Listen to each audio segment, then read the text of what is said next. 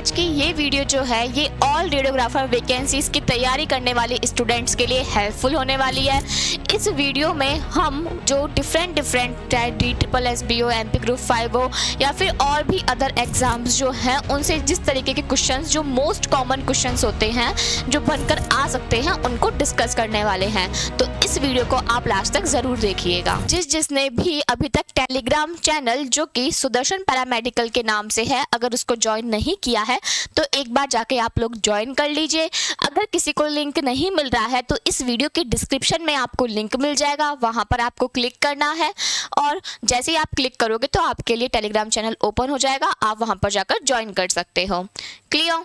इसके अलावा अगर आपको किसी भी चीज़ से रिलेटेड कोई क्वेरी आती है या फिर आपको बात करनी है किसी भी चीज़ से रिलेटेड तो आप इस व्हाट्सएप नंबर पर मैसेज कर सकते हो या फिर आप कॉलिंग भी कर सकते हो, तो जो भी प्रॉब्लम होगी वो आपकी सॉल्व कर दी जाएगी। तो चलिए अब हम क्लास को स्टार्ट करते हैं इसी के साथ में। तो चलिए इसी के साथ में हम फर्स्ट क्वेश्चन पहले पैनल पे सॉल्व करते हैं। फर्स्ट क्वेश्चन क्या कहा गया है? फर्स्ट क्वेश्चन कहा गया है which of the following is a symptom of vasovagal reactions, यानी कि निम्न में से कौन सा वैसोवेगल रिएक्शन का एक सिम्टम होता है, एक लक्षण होता है।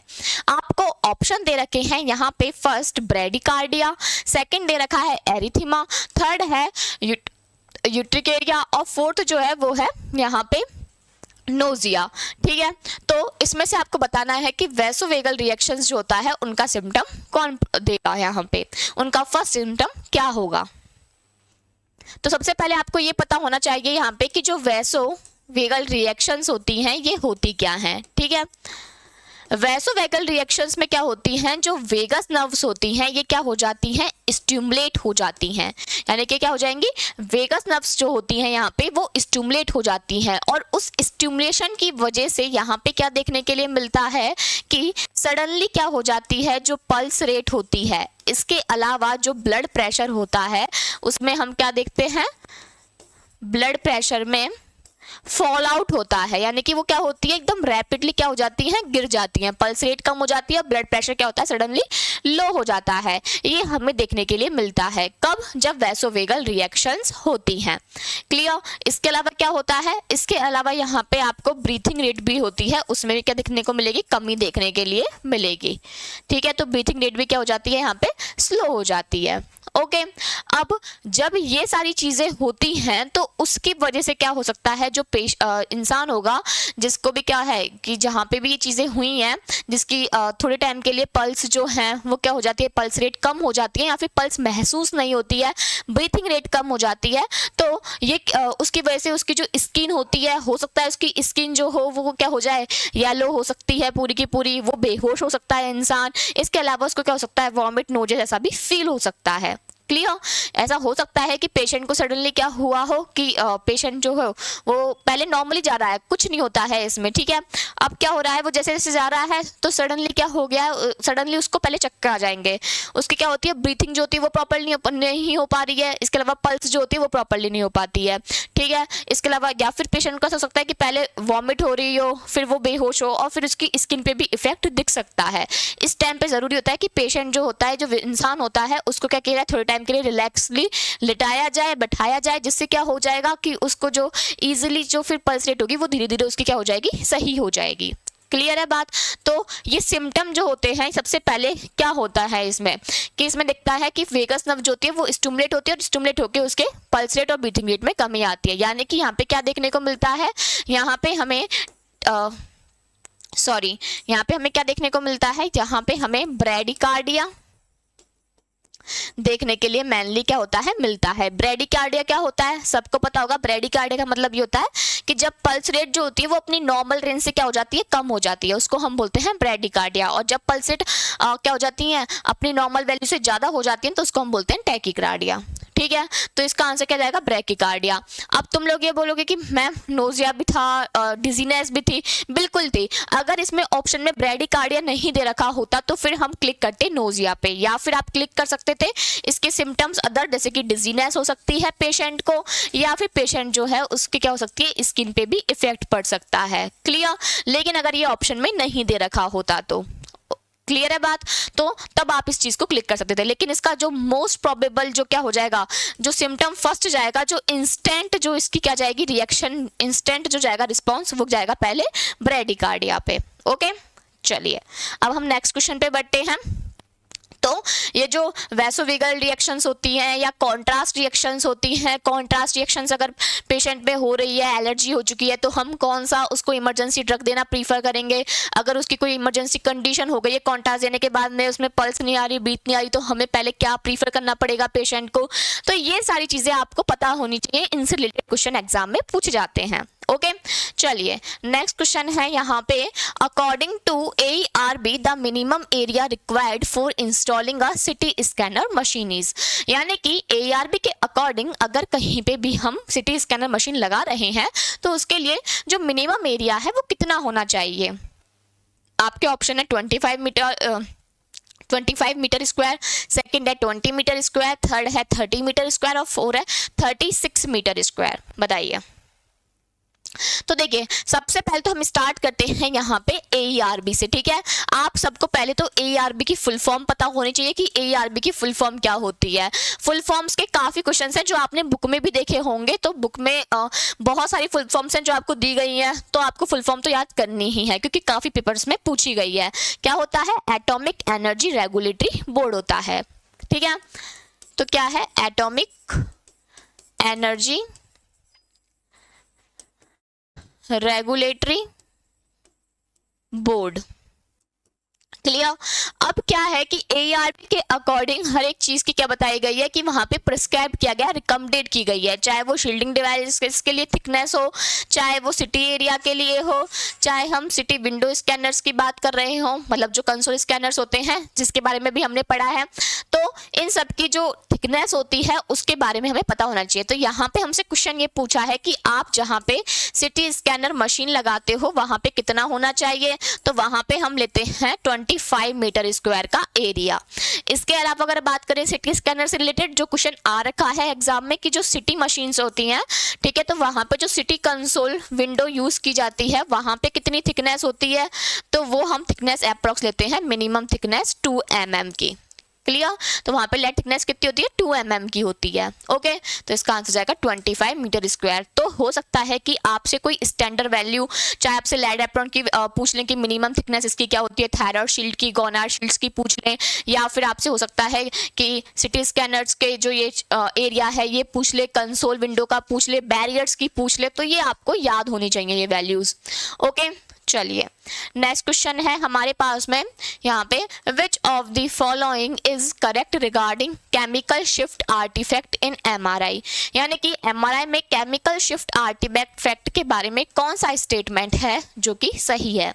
आपके ऑप्शन है यहाँ पे, it can be rectified by using a strong magnetic field, यानी कि हम इसे क्या कर सकते हैं, एक स्ट्रॉन्ग मैग्नेटिक फील्ड का यूज कर करके क्या कर सकते हैं, ठीक कर सकते हैं, रेक्टिफाई कर सकते हैं। सेकेंड है, manifest as a signal enhancement between areas of fat and water, यानी कि यह फैट और वाटर के जो एरियाज होते हैं उनके बीच में क्या करता है, सिग्नल एनहेंसमेंट के रूप फॉर्म में क्या होता है, जनरेट होता है। कौन? आर्टिफैक्ट। नेक्स्ट है, occurs in the frequency encoding direction, यानी कि ये फ्रीक्वेंसी इनकोडिंग डायरेक्शन में होता है। नेक्स्ट है, it can be decreased by decreasing receiver band width, यानी कि इसे रिसीवर बैंड विड्थ को कम करके क्या किया जा सकता है, घटाया जा सकता है। तो बताइए क्या होगा इसका आंसर। जो भी यहाँ पे क्लास ले रहे हैं ये चीज़ बहुत अच्छे से ध्यान रखिएगा आप लोग कि आपको आर्टिफैक्ट्स पढ़ के जाने हैं, चाहे वो सिटी के हों, चाहे वो MRI के हों, चाहे वो USG के हों, DRO CRO, जितने भी आर्टिफैक्ट्स हैं एक बार आप सारे के सारे पढ़ लो कंप्लीटली कि क्या क्या सब में कहा जा रहा है, क्या बताया जा रहा है। इंपॉर्टेंट जितने भी आर्टिफैक्ट्स हैं वो सारे आप पढ़ के जाइए, ठीक है, क्योंकि आर्टिफैक्ट्स आजकल ज़्यादा जो एग्जामिनर्स हैं उनको टारगेट कर रहे हैं, ज़्यादातर क्वेश्चन जो हैं वो उन्हीं के ऊपर पूछे जा रहे हैं आपके एग्जाम्स में। क्लियर? तो देखिए यहाँ पे हम बात करते हैं केमिकल शिफ्ट आर्टिफैक्ट के बारे में। तो क्या होता है, पहले तो हमें ये पता होना चाहिए। तो देखिए केमिकल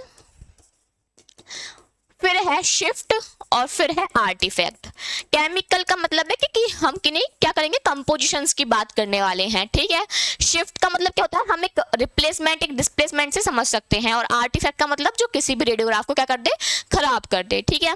अब इसमें जो हम केमिकल कंपोजिशंस की बात करते हैं वो कौन कौन से होते हैं, एक होता है फैट और एक होता है वाटर, ठीक है।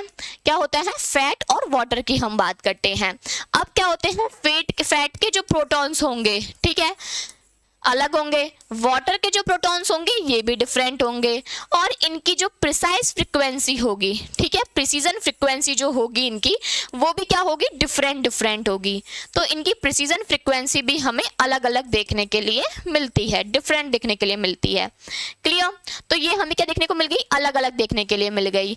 अब इसी टाइम पे क्या होता है, फ्रीक्वेंसीज में डिफरेंस की वजह से ही यहाँ पे क्या आती है, फ्रीक्वेंसी। ये किस में होता है, फ्रीक्वेंसी इनकोडिंग डायरेक्शन में देखने के लिए मिलता है। क्लियर? इसी को ही हम क्या कहते हैं, केमिकल शिफ्ट आर्टिफैक्ट कहते हैं। तो कभी भी अगर केमिकल शिफ्ट आर्टिफैक्ट का नाम आ रहा है तो ये समझ लीजिएगा कि वो फैट और वाटर के जो प्रोटॉन्स होंगे उनकी प्रिसीजन फ्रीक्वेंसी में चेंज आ रहा है, जिसकी वजह से वो प्रोड्यूस हो रहा है। वो किस में होगा, फ्रीक्वेंसी इनकोडिंग डायरेक्शन में होता है। चलिए ऑप्शंस की बात करते हैं कि कैन बी रेक्टिफाइड, यानी कि हम अगर मैग्नेटिक फील्ड को ज्यादा कर देंगे तो क्या ऐसा पॉसिबल है कि हम केमिकल शिफ्ट आर्टिफैक्ट जो है उसको सही कर सके? ऐसा नहीं होगा। अगर आप मैग्नेटिक फील्ड को इंक्रीज करोगे तो उससे केमिकल शिफ्ट आर्टिफैक्ट क्या होगा, सिर्फ और सिर्फ बढ़ेगा, कम नहीं होगा। क्लियर? आई बात समझ में? इसके अलावा बात करते हैं यहाँ पे कि यहाँ पे जो फैट और वाटर के एरियाज के बीच में जो सिग्नल इन्हेंसमेंट है उसको बढ़ाएगा। तो पहली बात तो ये जिसकी हम बात कर रहे हैं वो है शिफ्ट आर्टिफैक्ट, यानी कि हम आर्टिफैक्ट की बात कर रहे हैं। वो सिग्नल्स को खराब करने का काम करता है, अच्छा करने का काम नहीं करेगा, इमेज की क्वालिटी को खराब करेगा। क्लियर? तो ये नहीं होगा। इसके अलावा लास्ट जो ऑप्शन है इसमें क्या होगा कि अगर हम रिसीवर बैंडविड्थ घटाते हैं, ठीक है, तो बैंडविड्थ अगर हम कम करेंगे तो ये क्या हो जाएगा, और भी ज्यादा वर्ड्स हो जाएगा, ठीक है। ये कम नहीं होगा बल्कि ये और ज्यादा बढ़ जाएगा। समझ में आई बात? तो इसका आंसर क्या जाएगा, third. Chemical shift artifact most important artifact होता है, इससे एग्जाम में क्वेश्चन पूछे जाते हैं, तो इसको जरूर पढ़ लीजिएगा। ओके, नेक्स्ट क्वेश्चन है which isotope is commonly used in PET scans. PET scan में सामान्यतः कौन सा आइसोटॉप है जिसको हम यूज करते हैं? अब इस क्वेश्चन में क्या होता है कि हम जब भी इनको एग्जाम में फिल करते हैं तो हम कंफ्यूज आते हैं। मतलब इतना इजी क्वेश्चन होगा, आप इजी वे में अभी कर लोगे इस क्वेश्चन को, लेकिन जैसे ही एग्जाम में करने जाओगे तो कंफ्यूज हो जाओगे। अच्छा ये आंसर होगा कि ये आंसर होगा इसका? जैसे कि देखते हैं इसके options. Iodine 123, technetium 99M, fluorine 18 and thorium 201। बताइए क्या होगा इसका आंसर? तो आप सब कमेंट्स में मुझे बताइएगा कि आपने इसका आंसर सही किया, क्या बताया, या फिर किसी ने हाँ थोड़ी बहुत भी अगर इसमें मिस्टेक की हो कि हाँ मैंने कुछ ऐसा सोचा था इसके बारे में। तो देखिए हम बात करते हैं पैट स्कैन की, ठीक है। अच्छा इसकी फुल फॉर्म क्या होती है पैट की? तो सब कमेंट्स में बता देना। Positron emission tomography. ओके, ये इसकी फुल फॉर्म होती है। क्लियर? अच्छा हम इसमें क्या यूज करते हैं? तो हम इसमें यूज करते हैं FDG, जैसे कि सबको पता होगा FDG 18 का हम यहाँ पे यूज करते हैं, ठीक है। तो बिल्कुल हम यहाँ पे F18 का यूज कर रहे हैं। ओके, अब हम कंफ्यूज होते हैं टेक्नीशियन 99M में। तो याद रखना हमारे पास में और भी चीजें होती हैं। एक हमारे पास में होता है गामा कैमरा और एक हमारे पास में होता है स्पेक्ट, ठीक है। एक हमारे पास में क्या होता है, स्पेक्ट होता है। तो गामा कैमरा जो होता है इसमें हम क्या यूज करते हैं? इसमें हम टेक्नीशियन 99M यूज करते हैं, और स्पेक्ट में हम आयोडीन 123 का यूज करते हैं। क्लियर? ये तीनों के तीनों ही क्या होते हैं, हमारे न्यूक्लियर स्कैन्स होते हैं जिनकी हम बात करते हैं। ये हमारे न्यूक्लियर स्कैन्स हैं, ठीक है, न्यूक्लियर स्कैन्स है, और तीनों की तीनों हमें क्या प्रोवाइड करते हैं? फंक्शनल इमेजिंग जो होती है उसको प्रोवाइड करने का काम करते हैं। ओके, तो ये आपको पता होना चाहिए यहाँ पे। इसके लिए अलावा टेक्नीशियन 99M जो होता है इसकी क्या पूछी जाती है आपसे? हाफ लाइफ पूछी जाती है। तो कितनी होती है इसकी हाफ लाइफ? इसकी हाफ लाइफ होती है यहाँ पे 6 आवर्स, क्लियर।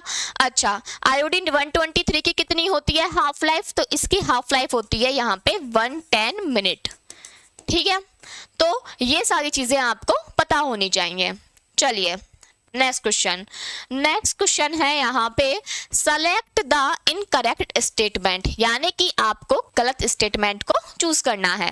फर्स्ट है, body temperature increases the bodies demand for oxygen reduces. अगर बॉडी का टेम्परेचर बढ़ता है तो जो बॉडी होती है वो ऑक्सीजन के डिमांड को क्या कर देती है, कम कर देती है। Second is increase pulse and respiratory rate are symptoms of fever, यानी कि यहाँ पे अगर हमारे क्या बढ़ता है, पल्स या रेस्पिरेटरी रेट बढ़ रही है तो इसका मतलब वो फीवर का सिम्टम है।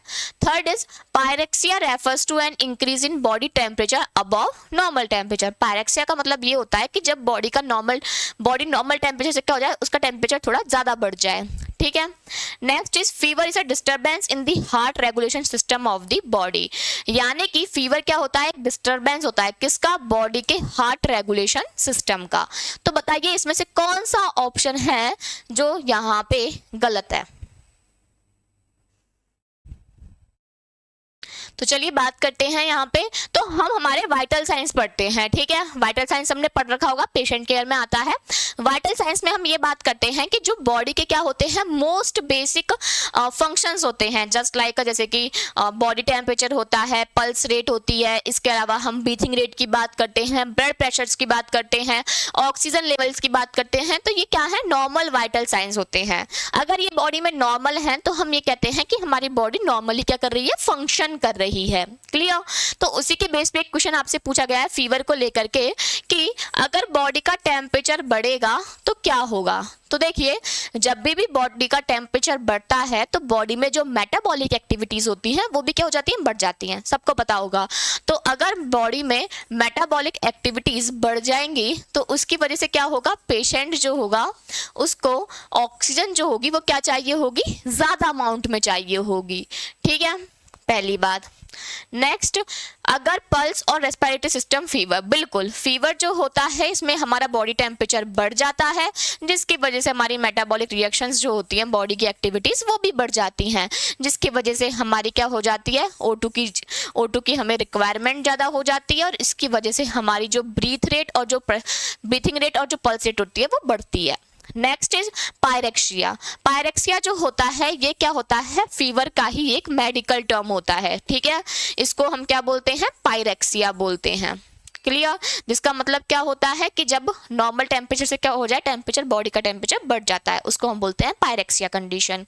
नेक्स्ट है, fever is a disturbance in the heart regulation system of the body. बिल्कुल, अगर एक पेशेंट नॉर्मल है, उसको बिल्कुल फीवर नहीं है, तो ऑफकोर्स उसका heart regulation system normally work करेगा, जितनी ऑक्सीजन वो कंज्यूम कर रहा है उतनी ही करेगा। लेकिन जैसे ही बॉडी में फीवर हो जाता है तो बॉडी की मेटाबॉलिक एक्टिविटीज बढ़ जाती हैं, जिसकी वजह से ऑक्सीजन ज़्यादा चाहिए होती है और उसकी वजह से हार्ट रेगुलेशन सिस्टम में डिस्टर्बेंस आता है।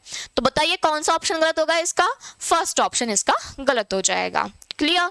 तो हम हालांकि वाइटल साइंस pढ़ते हैं, हम उनकी वैल्यूज याद कर लेते हैं, तो थोड़ा सा आपको इन चीजों को भी ध्यान में रखना पड़ेगा, ऐसे क्वेश्चन भी आपके एग्जाम में पूछे जा सकते हैं।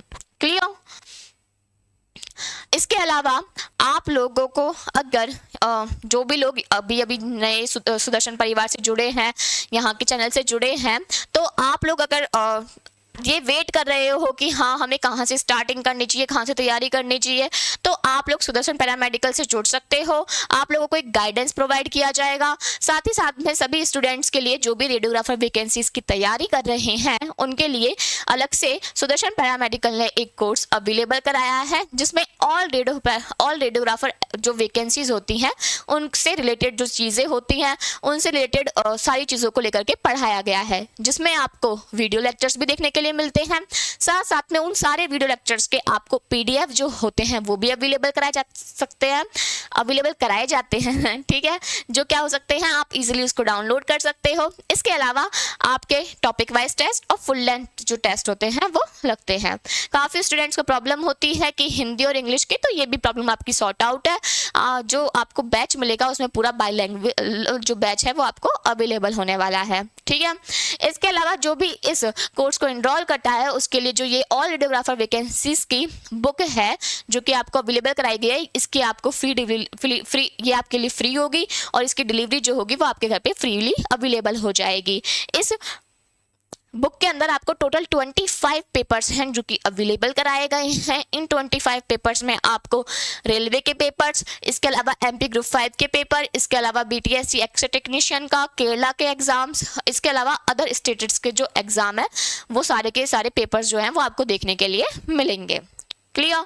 इसके अलावा अगर आपको इनमें किसी भी चीज़ में डाउट होता है तो आपको ये कॉन्टैक्ट नंबर अवेलेबल कराया गया है, इस कॉन्टैक्ट नंबर पर आप जाकर मैसेज कर सकते हो और जो भी प्रॉब्लम हो वो आप यहाँ पे बता सकते हो।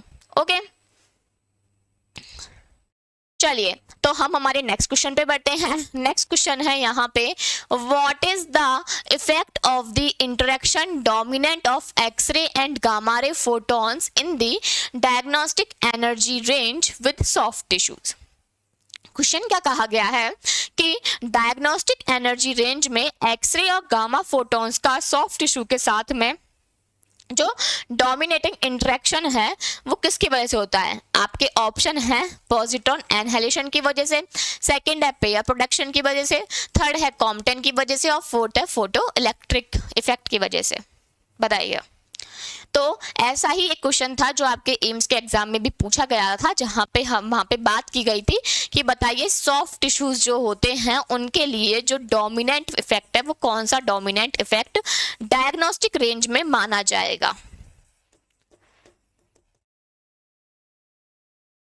ठीक है, तो देखिए अगर हम बात करते हैं पेयर प्रोडक्शन की तो यहाँ पे क्या हो जाती है, एनर्जी 1.02 मेगा इलेक्ट्रॉन वोल्ट से ज़्यादा हो जाती है। ठीक है, और पॉजिट्रॉन एनालिसिस में क्या होता है कि जब आगे वो क्या करते हैं, गामा फोटॉन्स जो होते हैं, यानी कि पहले तो आते हैं फोटॉन्स, फिर उनको डिवाइड कर देते हैं और वापस से वो क्या कर देते हैं, फोटॉन्स को जनरेट कर देते हैं, तो वो होता है पॉजिट्रॉन एनहाइलेशन फैक्टर। ठीक है, इसके अलावा कॉम्पटन इफेक्ट होता है जो हमारे डायग्नोस्टिक रेंज में देखने को मिलता है, जो कि स्कैटरिंग इफेक्ट की वजह से देखने को मिलता है। इसके अलावा फोटो इलेक्ट्रिक इफेक्ट देखने के लिए मिलता है जो कि क्या होता है, फुली एब्जॉर्प्शन को यहाँ पे बताता है। अब क्या होता है कि यहाँ पे देखो बात की गई है एक्सरेज की भी और गामा रेज की भी, साथ साथ में बात की गई है यहाँ पे किसकी, कि सॉफ्ट टिश्यू के लिए जो डोमेस्टिक रेंज में होगा। तो यहाँ पे हमें बहुत बार कंफ्यूजन हो जाता है कि सॉफ्ट टिश्यू जो होता है उसके लिए डोमिनेंट कौन होगा, तो हम सोचते हैं फोटो इलेक्ट्रिक इफेक्ट होगा। नहीं, सॉफ्ट टिश्यूज जो होते हैं उनके लिए डोमिनेटिंग जो इफेक्ट होता है वो होता है कॉम्पटन इफेक्ट। क्लियर। इसके अलावा अगर क्वेश्चन में ये आता कि बताइए सब्जेक्ट कॉन्ट्रास्ट जो होता है उसके लिए कौन सा इफेक्ट जो होता है वो रिस्पॉन्सिबल होगा, तो आता answer photo electric effect. Clear है बात। तो इस क्वेश्चन को आप बहुत अच्छे से सॉल्व करना क्योंकि ये जो क्वेश्चन है ये एग्जाम में पूछे जाते हैं। नेक्स्ट क्वेश्चन है, the device that converts mechanical energy to electric energy is called. यानी कि हमें एक डिवाइस के बारे में बताना है जो कि क्या करता है, मैकेनिकल एनर्जी को इलेक्ट्रिक एनर्जी में कन्वर्ट करता है। आपके ऑप्शन हैं जनरेटर होता है वो, इंडक्शन मोटर होती है वो, रेक्टिफायर होता है या फिर ट्रांसफॉर्मर होता है। बताइए। तो आप लोग कमेंट्स में मुझे बताना कि आपको और किस किस टॉपिक पे क्लास चाहिए, तो उस टॉपिक पे आपकी क्लास लेके आएंगे। इवन आप ये भी बता सकते हो कि आपको अगर किसी टॉपिक पे पढ़ना हो तो उसके बारे में भी आप बता सकते हो। एक शॉर्ट नोट्स में हम जो क्लास होगी वो आपको अवेलेबल करा सकते हैं। ओके, चलिए। तो जनरेटर की अगर बात करें यहाँ पे, तो जनरेटर एक ऐसा डिवाइस होता है जिसका काम होता है क्या करना, मैकेनिकल एनर्जी को इलेक्ट्रिक एनर्जी में कन्वर्ट करने का। ठीक है, इसके अलावा ये तो हमारा आंसर हो गया। इंडक्शन मोटर का काम क्या होता है कि ये जो इलेक्ट्रिक एनर्जी होती है उस इलेक्ट्रिक एनर्जी को मैकेनिकल एनर्जी में कन्वर्ट करने का काम करते हैं। ठीक है, तो दोनों में कभी कंफ्यूज मत होना, इनको ध्यान से याद कर लेना। ओके, चलिए। अब वैसे तो याद करने की जरूरत ही नहीं है, हम सबको पता है मोटर्स जो होती हैं उनका काम क्या होता है कि वो इलेक्ट्रिक एनर्जी को लेती हैं और उसको मैकेनिकल एनर्जी में यानी कि काम करने में क्या कर देती हैं, अपने खर्च कर देती हैं। ओके, रेक्टिफायर क्या होता है, रेक्टिफायर जो होता है ये होता है एसी को डीसी में, अल्टरनेटिंग करंट को डायरेक्ट करंट में कन्वर्ट करने वाला डिवाइस। ठीक है, और होता है ट्रांसफॉर्मर जो काम करता है किस पे, वोल्टेज पे, यानी कि ये लो वोल्टेज को हाई वोल्टेज में और हाई वोल्टेज को लो वोल्टेज परसेंटेज में करने का काम करता है, चेंज करने का। इसको हम क्या बोलते हैं, इसको हम वाइस वर्सा बोलते हैं, ठीक है। यानी कि क्या कर सकता है, ये दोनों काम कर सकता है, बोथ काम कर सकता है। क्लियर। तो ट्रांसफॉर्मर के बारे में आपको पता होना चाहिए, ट्रांसफॉर्मर से भी क्वेश्चंस आते हैं एग्जाम में। इसमें आपको ऑटो ट्रांसफॉर्मर के बारे में पता होना चाहिए, साथ साथ में इनके जो टाइप्स होते हैं वो पता होना चाहिए, और आपको इनके जो ट्रांसफॉर्मर्स जो होते हैं इनमें जो भी हम कंपोनेंट्स यूज़ करते हैं उनके बारे में आपको आना चाहिए कि हम किस टाइप का कोर यूज़ कर रहे हैं, शेल टाइप, एच टाइप, वो सारे आपको आने चाहिए। रेक्टिफायर में आपके होते हैं एक तो हाफ वेव, एक फुल वेव होता है। इसके अलावा आपके सॉलिड स्टेट रेक्टिफायर होते हैं, उनके बारे में आपको आना चाहिए। क्लियर। तो हमारा इसका आंसर क्या जाएगा, जनरेटर। ओके, चलिए नेक्स्ट क्वेश्चन है, which of the following are relevant items to obtain and document as part of the patient's history prior to commencing a radiographic examination. यानी कि रेडियोग्राफिक जांच को स्टार्ट करने से पहले अगर हम पेशेंट के क्या करें, हिस्ट्री के बारे में बात करें, तो हमें किन बातों का ध्यान रखना ज़रूरी होगा। आपके ऑप्शन है, first reason for the exam, यानी कि आपको एग्ज़ाम का रीज़न पता होना चाहिए। सेकेंड है प्रेगनेंसी पॉसिबिलिटी, इसके बारे में पता होना चाहिए। और थर्ड है level of patient education, patient के एजुकेशन के बारे में आपको पता होना चाहिए। तो देखिए सिंपल सी बात है, अगर हम कोई भी रेडियोग्राफिक इन्वेस्टिगेशन करते हैं, मान के चलो कि हम आईवीपी ही अगर कर रहे हैं परफॉर्म, तो सबसे पहली बात तो हमें जो पेशेंट है उसकी हिस्ट्री पता, हम पेशेंट की हिस्ट्री लेते हैं। और उसका रीज़न क्या होता है हिस्ट्री लेने का, सबसे पहले होता है कि हमें ये तो पता लगे ना कि एग्ज़ाम कराया क्यों जा रहा है, ठीक है, तो उसके रीज़न के लिए। सेकंड, अगर मान के चलो कि जो पेशेंट है वो फीमेल है, तो ये पता होना चाहिए कि क्या कहीं वो प्रेग्नेंट तो नहीं है, तो प्रेग्नेंट पॉसिबिलिटी के लिए भी हम क्या करते हैं, यहाँ पे हिस्ट्री लेते हैं पेशेंट की। अच्छा, क्या आप उनके सर्टिफिकेट्स भी लेते हो कि हाँ भाई तुम्हारे सर्टिफिकेट भी दो, हम ये देखेंगे पहले कि तुमने क्या क्या एजुकेशन कर लिया है, फिर उसके अकॉर्डिंग हम तुम्हें डिवाइड करेंगे कि हाँ 10th के लिए ऐसा, 12th के लिए ऐसा और ग्रेजुएट के लिए ऐसा। ऐसा कुछ नहीं होता है, ठीक है। तो क्या जाएगा इसका आंसर, फर्स्ट और सेकेंड, ठीक है। यानी कि हम कोई भी रेडियोग्राफिक इन्वेस्टिगेशन करते हैं तो उसमें हम हिस्ट्री जो लेते हैं, ठीक है, तो वो पेशेंट की हिस्ट्री जो ली जाती है उसका कारण होता है कि पहले तो एग्जाम का रीज़न पता हो कि क्या है, सेकेंडली प्रेग्नेंट पॉसिबिलिटी हो सकती है, थर्ड क्या हो सकता है कि उसके मेडिकेशन के बारे में पता करना हो कि प्रीवियसली अगर उसने कोई एग्जामिनेशन कराया है तो उसमें कौन कौन सी मेडिकेशंस का उसने यूज़ किया है। क्लियर है बात। चलिए नेक्स्ट आगे बढ़ते हैं। नेक्स्ट क्वेश्चन है यहाँ पे, pectoralis major is a muscle of, pectoralis major जो होती है वो किसकी मसल्स होती है, पेल्विस की होती है, फेस की होती है, शोल्डर की होती है या फिर नेक की होती है, बताइए। तो देखिए पेक्टोरालिस जो मेजर होती है ये क्या होती है, शोल्डर की होती है, ठीक है। तो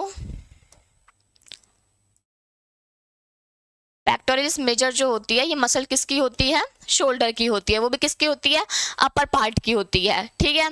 इसके अलावा जो पेल्विस होती है इनकी क्या हो जाती है, जैसे कि ग्लूटियल्स हो जाती है, ये पेल्विस की हो जाती है, ठीक है। फेस जो होता है इनकी क्या जाती है, जैसे कि ऑर्बिकुलाई आ जाती है, ठीक है। इसके अलावा नेक की अगर हम बात करें तो एक बहुत फेमस मसल होती है जिसको हम बोलते हैं टर्पेजियस मसल। कौन सी, टर्पेजियस मसल, ओके। टर्पेजियस मसल जो कि क्या काम करती है, ये काम करती है डबल नर्व सप्लाई का, ठीक है।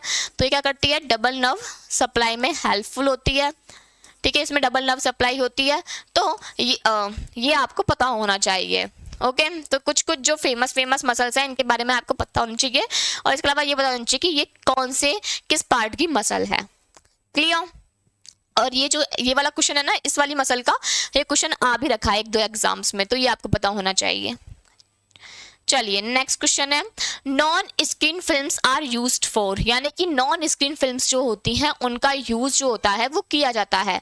आपका ऑप्शन है thick part of the body, यानी कि बॉडी के जो थिक पार्ट्स हैं उनके एग्जामिनेशन के लिए, thin part of the body के थिन पार्ट्स के लिए, थर्ड है लैक्स एक्सपोजर टेक्निक, यानी कि कम एक्सपोजर टेक्निक के यूज के लिए, और फोर्थ है नन, कोई भी नहीं। बताइए, यानी कि समझ रहे हो ना, यानी कि हम क्या कर रहे हैं, एक फिल्म जो है हमारे पास में कैसेट है उसमें फिल्म लगी हुई है, लेकिन उसमें क्या नहीं है, उसमें स्क्रीन नहीं है हमारे पास में। स्क्रीन का मतलब समझ गए ना सब, उसमें इंटेंसिफाइंग स्क्रीन हमारे पास में नहीं है। बताइए, तो देखिए नॉन स्किन फिल्म्स जो होती हैं अगर उनमें क्या नहीं है, स्किन प्रेजेंट नहीं होती है, तो उनका यूज हम किसके लिए करते हैं, उनका यूज हम करते हैं thin part of the body को डिटेक्ट करने के लिए, ठीक है। क्योंकि जो thick part of the body होता है, यानी कि बॉडी के जो थिक पार्ट्स होते हैं उनमें क्या चाहिए होती है, सबसे पहली बात तो अगर थिक पार्ट को हमें एग्जामिनेशन करना है तो हमें एक्सपोजर ज़्यादा चाहिए होगा, ठीक है, तो हमें हाई एक्सपोजर चाहिए होगा। लेकिन अगर हम वहाँ पे हाई एक्सपोजर का यूज़ करेंगे तो उसकी वजह से क्या हो सकती है, जो पेशेंट को डोज है वो ज़्यादा मिल सकती है और जो इमेज बनेगी उस इमेज में भी क्या सकती है, खराबी आ सकती है, इमेज की क्वालिटी क्या हो सकती है, डिग्रेड हो सकती है। इसलिए जब भी thick part of the body का एग्जामिनेशन करते हैं तो वो हम इंटेंसिफाइंग स्क्रीन का उसमें यूज करते हैं, क्लियर। जबकि thin part of the bodies में क्या होता है कि उसमें हमें क्या चाहिए होता है, ज़्यादा एक्सपोजर नहीं चाहिए होता है, ठीक है। एक हम लिमिट अमाउंट में भी एक्सपोजर जो होंगे अगर वो परफॉर्म करते हैं तो उसमें क्या हो जाती है, हमें जो स्क्रीन जो होती है अगर हम उसका यूज़ नहीं करेंगे तो भी हमें इमेज जो होगी वो मिल जाएगी। इसके अलावा लैक्स एक्सपोजर टेक्निक का यूज़ करते हैं क्या, नहीं, हम नॉन स्क्रीन फिल्म्स में करते हैं हाई एक्सपोजर टेक्निक का यूज़, जिससे हमें थिन पार्ट की जो इमेजेस हों वो मिल जाएं। लेकिन थिक पार्ट की इमेजेस के लिए हम किसका यूज़ करेंगे, स्क्रीन फिल्मों का यूज़ करेंगे, क्लियर। चलिए नेक्स्ट क्वेश्चन है which of the following is a U shaped bone in the neck, यानी कि आपको दो, देखो यहाँ पे दो हिंट दे दिए, क्या, फर्स्ट तो कि जो बोन है वो यू शेप्ड है और दूसरा वो नेक में प्रेजेंट है। फर्स्ट है मैलियस बोन, सेकंड है हायोइड बोन, थर्ड है पिसिफॉर्म बोन और फोर्थ है इशियम बोन। बताइए। तो आप इसका आंसर नॉर्मली भी निकाल सकते हो सब। मैलियस जो होती है सबको पता है क्या होती है, ईयर ऑसिकल्स में प्रेजेंट होती है, ठीक है। जो पिसिफॉर्म होती है ये हमारी कार्पल्स में होती है और जो इस्चियम होती है ये पेल्विस की होती है, क्लियर। तो आंसर तो आपके सामने है ही, हायोइड बोन, ठीक है। तो इसका आंसर क्या है, हायोइड बोन। अच्छा, हायोइड बोन जो होती है वो क्या होती है, ये होती है यू शेप की, किसकी, यू शेप की। इसके अलावा अगर बात करें तो मैलियस जो होती है ये होती है हैमर शेप की, किसकी, हैमर शेप की। इसके अलावा बात करें तो जो पिसिफॉर्म होती है ये क्या होती है, पी शेप होती है, ठीक है, ये पी शेप होती है, क्लियर है बात। तो इसका आंसर क्या जाएगा, हायोइड बोन जाएगा। चलिए नेक्स्ट क्वेश्चन है फॉर डबल कॉन्ट्रास्ट इस media study of enema which media is used, यानी कि एनेमा की अगर हम डबल कॉन्ट्रास्ट स्टडी कर ले हैं तो उसमें हम कौन से मीडियम का यूज करेंगे। अब ये जो क्वेश्चन है ना ये बहुत मोस्ट कॉमन क्वेश्चन होता है सारी वैकेंसीज में, ये क्वेश्चन जो है किसी भी एग्जाम में आ सकता है, बहुत मोस्ट कॉमन क्वेश्चन है ये, ठीक है। तो इसमें ये पूछा गया है कि मान के चलो कि हम क्या कर रहे हैं, बेरियम एनेमा परफॉर्म कर रहे हैं, ठीक है, उसमें हम क्या करते हैं, डबल कॉन्ट्रास्ट स्टडी का यूज कर रहे हैं। तो उसमें जो हम कॉन्ट्रास्ट मीडिया यूज कर रहे हैं वो कॉन्ट्रास्ट कौन कौन से होंगे। तो सबसे पहली बात तो कॉन्ट्रास्ट मीडिया होता क्या है, जो हमारे किसी भी जो पास में रखे हुए ऑर्गन्स होते हैं उनको अच्छे से विजुलाइज कर सके कि ये वाला ऑर्गन ये है और ये वाला दूसरा है, ठीक है। इसके अलावा हमारे पास में जो कॉन्ट्रास्ट मीडिया होते हैं वो दो टाइप के होते हैं, एक होता है पॉजिटिव कॉन्ट्रास्ट मीडिया और एक होता है नेगेटिव कॉन्ट्रास्ट मीडिया। तो first is positive and second is negative, clear. अच्छा, पॉजिटिव कॉन्ट्रास्ट मीडिया कौन कौन से होते हैं हमारे पास में, एक होता है आयोडीन और एक होता है, क्योंकि बेरियम एनेमा की बात है तो बेरियम सल्फेट। और नेगेटिव कॉन्ट्रास्ट मीडिया में हमारे पास होते हैं air, O2 and CO2, clear. तो आप ऑप्शन में देखिए क्या है, तो देखिए आयोडीन का हम एनेमा में यूज नहीं करते हैं जब तक कोई क्या नहीं है, इमरजेंसी नहीं है, कोई सस्पेक्टेड केस नहीं है। तो सिर्फ बेरियम सल्फेट का करेंगे, नहीं, सिर्फ बेरियम सल्फेट का नहीं करते हैं डबल कॉन्ट्रास्ट स्टडी में। इसके अलावा बेरियम और एयर का करेंगे, बिल्कुल बेरियम और एयर का, जहाँ पे पॉजिटिव कॉन्ट्रास्ट मीडिया और नेगेटिव कॉन्ट्रास्ट मीडिया दोनों काम करेंगे, एक रेडियो ल्यूसेंट की तरह और एक जो होगा वो रेडियो ओपेक की तरह। और एयर और CO2 क्या हो जाएंगे, दोनों के दोनों नेगेटिव कॉन्ट्रास्ट मीडिया हो जाएंगे, क्लियर। चलिए नेक्स्ट क्वेश्चन है curved cassettes are used in, यानी कि कर्व्ड कैसेट का यूज जो है वो किया जाता है, कहाँ पे किया जाता है। आपके ऑप्शन है OPG ऑर्थोपेंटेनोग्राम, जैसे कि सबको पता है, सेकंड है एंकल जॉइंट, थर्ड है एक्सियल व्यू ऑफ शोल्डर और फोर्थ है ऑल ऑफ द अबव। बताइए। आप लोगों के कमेंट्स आते हैं कि आपको कैसेट्स पे क्वेश्चंस चाहिए, तो ये रहा एक क्वेश्चन। तो देखिए कैसेट जो होती है सबको पता है कि हम उसका यूज करते हैं, उसमें क्या रखी हुई होती है, उसमें हमारे पास में 2 इंटेंसिफाइंग स्क्रीन होती है और उसमें हमारे पास में एक फिल्म होती है। अब यहाँ पे पूछा गया है कर्व्ड कैसेट के बारे में, यानी कि कहीं ना कहीं सबको लग रहा होगा कि क्या हो रहा है, कर्व की बात की जा रही है। तो बिल्कुल कर्व्ड कैसेट में क्या होता है कि जो हमारे पास में एक्से ट्यूब होगी, ठीक है, और फिल्म जो होती है उसके बीच में एक डिस्टेंस को मेंटेन किया जाता है। ओके, अब हमारे बॉडी के क्या है, जो क्या है, थोड़े कर्व्ड ऑर्गन्स हैं, जैसे कि फॉर एग्जांपल नी है, उसमें थोड़ा कर्व है, ठीक है। इसके अलावा बात करें शोल्डर है, उसमें है, एंकल है, उसमें भी है। तो जो थोड़े कर्व्स की बात होती है, जहाँ पे थोड़ी डिस्टेंस आ जाती है एक्से ट्यूब और फिल्म के बीच में, वहाँ पे हम क्या करते हैं, कर्व्ड कैसेट का यूज करते हैं।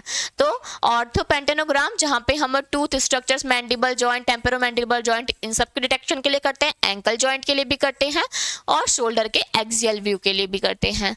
तो सब में ही हम क्या करते हैं, कर्व्ड कैसेट का यूज करते हैं। क्लियर? चलिए नेक्स्ट क्वेश्चन है, which is the term used for the ratio of the effectiveness of various types of radiation with that of x rays और गामा रेज, यानी कि विभिन्न प्रकार के जो रेडिएशंस होती हैं उनकी प्रभावशीलता का एक्सरे या गामा रे से अनुपात क्या कहा जाता है। फर्स्ट है आरबीई, सेकंड है ओईआर, थर्ड है रेडिएशन एक्टिविटी और फोर्थ है इम्पार्टेड एनर्जी। आरबीई जिसका फुल फॉर्म क्या होता है बताना सब कमेंट्स में, ठीक है। रिलेटिव बायोलॉजिकल इफेक्टिवनेस,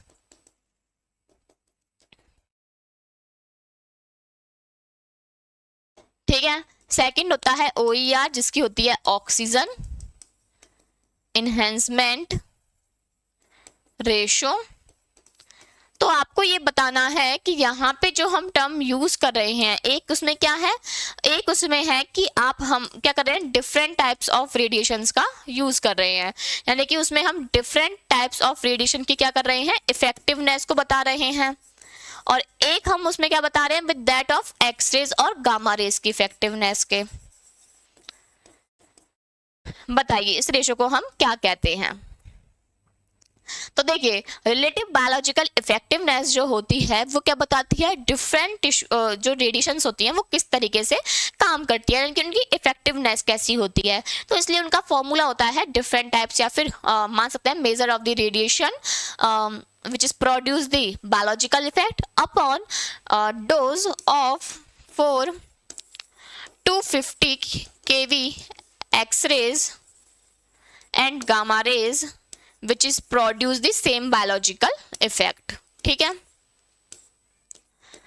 ये हमें यहाँ पे बताना होता है, इसी को हम क्या बोलते हैं, रिलेटिव बायोलॉजिकल इफेक्टिवनेस बोलते हैं।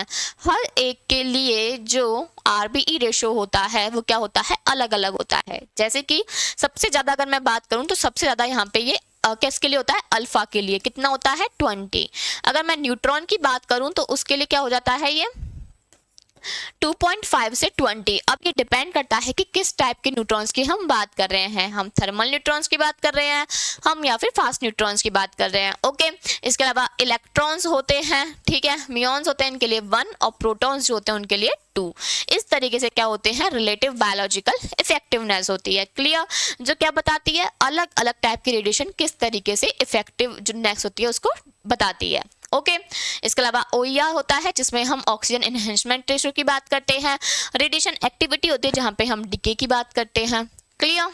चलिए next question, the largest sinus are the, यानी कि जो लार्जेस्ट साइनसेस होता है वो कौन सा होता है। आपके ऑप्शन है, फर्स्ट फ्रंटल होता है, सेकंड है एथमॉइड होता है, थर्ड है स्फिनॉइड होता है और फोर्थ है मैक्सिलरी होता है। बताइए। तो देखिए लार्जेस्ट साइनस जो होता है वो लार्जेस्ट साइनस कौन सा होता है, लार्जेस्ट साइनस होता है मैक्सिलरी साइनस, ठीक है। कौन सा होता है, मैक्सिलरी साइनस। अच्छा, अब ये बताना सब लोग कमेंट में कि मैक्सिलरी साइनस जो होता है वो हमें सबसे अच्छा कौन से व्यू में दिखाई देगा, यानी कि उसके लिए हम कौन से टाइप का एक्सरे करेंगे। तो किसका करेंगे हम यहाँ पे करते हैं वाटर व्यू, ठीक है। अच्छा, अब सब मुझे ये बताना कि वाटर व्यू जो होते हैं इसको किन किन नामों से जाना जाता है। तो जो वाटर व्यू होता है इसको हम एक तो बोलते हैं पैराइटो अकेंथियल व्यू, स्पेलिंग का तुम लोग थोड़ा देख लेना। ओके, पैराइटो अकेंथियल व्यू और सेकंड है ऑक्सीपिटल मेटाल व्यू। क्लियर? तो इसके नाम से क्या जाता है, वाटर्स व्यू जो होता है उसको जाना जाता है, जो मेनली किसमें दिखता है हमें, इसमें हमें मैक्सिलरी साइनस दिखता है। तो आंसर जाएगा मैक्सिलरी साइनस, ठीक है, जो कहाँ पे प्रेजेंट होगा, हमारे आइस के नीचे, चिक बोन्स के यहाँ पे। क्लियर? चलिए नेक्स्ट क्वेश्चन है, when performing transthoracic Lawrence method the preferred breathing technique is, यानी कि ट्रांसथोरेक्सिक लॉरेंस मेथड का यूज करते समय हम कौन सी टेक्निक है, ब्रीथिंग टेक्निक जिसका यूज करते हैं।